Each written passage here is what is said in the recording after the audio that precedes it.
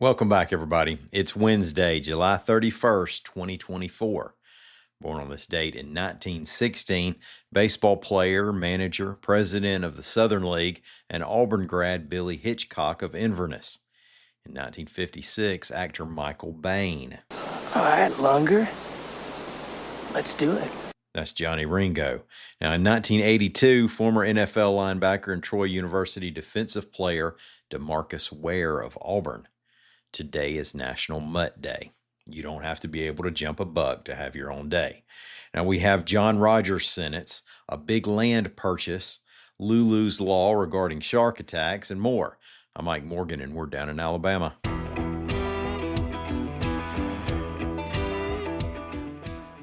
A federal judge has sentenced veteran Alabama lawmaker John Rogers to 13 months in prison for his role in a kickback scheme, reports AL.com's Hannah Denham and Joseph D. Bryant.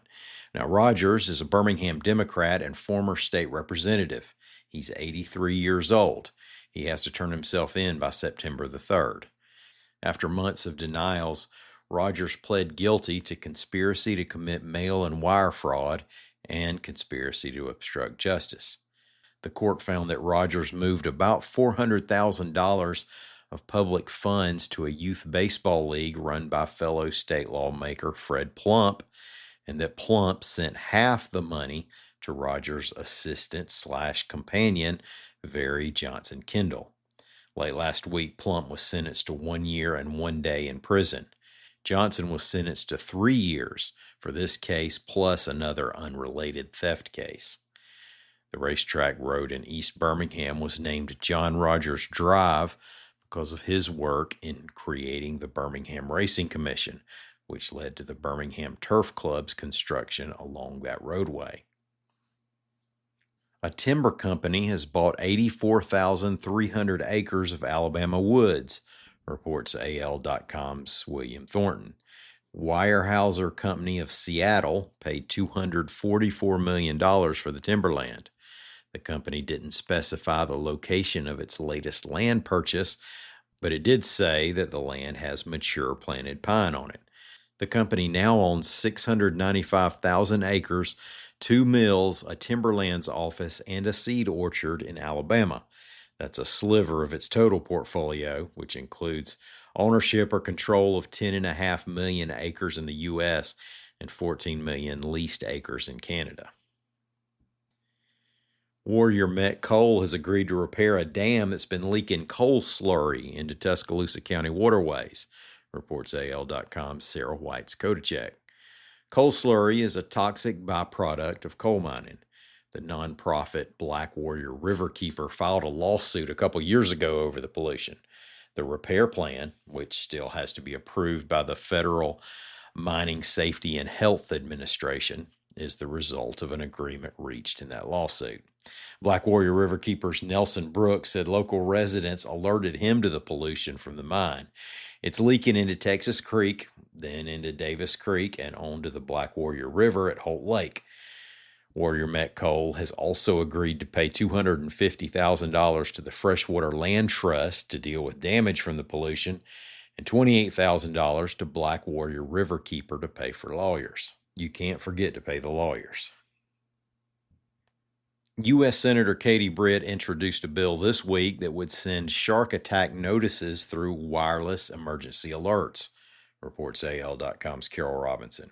Now, it's called Lulus Law to honor Lulu Gribben, the Mountain Brook 15-year-old who lost a hand and most of a leg in a June shark attack on Seacrest Beach in the Florida Panhandle. Lulu's friend, 16-year-old McCrae Faust, was also bitten during the attack. Now, that all happened an hour and a half after another shark bite a few miles away. The idea here is that if an alert goes out in such a situation, it'll let many folks on the beach consider that conditions may be conducive to sharks feeding along the beach. Britt, a Republican from Enterprise, said the alert would go out like other local alerts we get on our cell phones, such as extreme weather and Amber Alerts. Lulu, by the way, was moved to a hospital that specializes in amputees. She's been going through physical therapy and learning to use a prosthetic hand.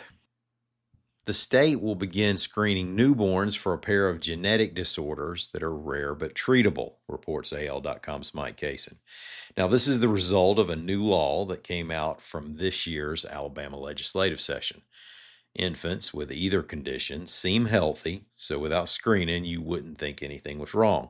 But both involve underfunctioning enzymes that lead to toxic buildup in the body.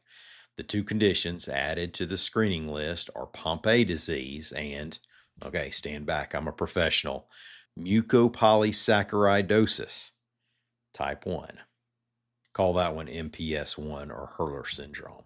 The law requires these screenings to be in practice within 3 years. And fans of the Wawa convenience stores will be beside themselves with anticipation now that we know that the locations on Cottage Hill Road in Mobile and Highway 59 in Robertsdale are opening at 8 a.m. Thursday, August 29th. The first Alabama Wawa opened in Fairhope in April. Now, I know the Wawa convenience store fan demographic can be a hard partying bunch. Y'all try to keep it peaceful and enjoy the clean bathrooms. And a question for you. Can you get a goo-goo at the Wawa?